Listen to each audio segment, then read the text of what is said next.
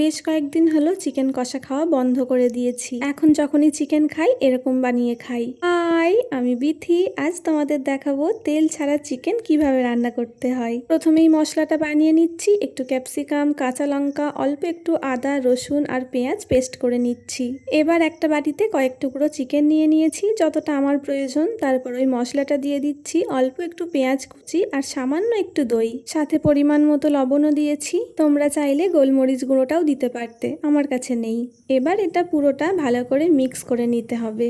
Mix করার পর কিছুক্ষণ রাখলেও চলে। আমি ওই 5-10 মিনিট রেখে সোজা কড়াইয়ে দিয়ে দিয়েছি। ম্যারিনেট না করে রাখলেও চলে।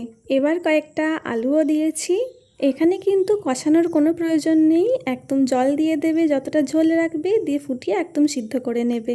সিদ্ধ হয়ে গেলে একটু ওটস গুঁড়িয়ে জলে ভিজিয়ে দিয়ে দিয়েছি, যেহেতু ময়দা দেবো না তাই ওটস দিলাম। আর তারপর একটা ডিম এইভাবে দিয়ে ভালো করে নাড়বে, সঙ্গে সঙ্গে নাড়তে হবে কিন্তু। তারপর আবার কি, এই তো হয়ে গেল রেডি। খুব ইজি না?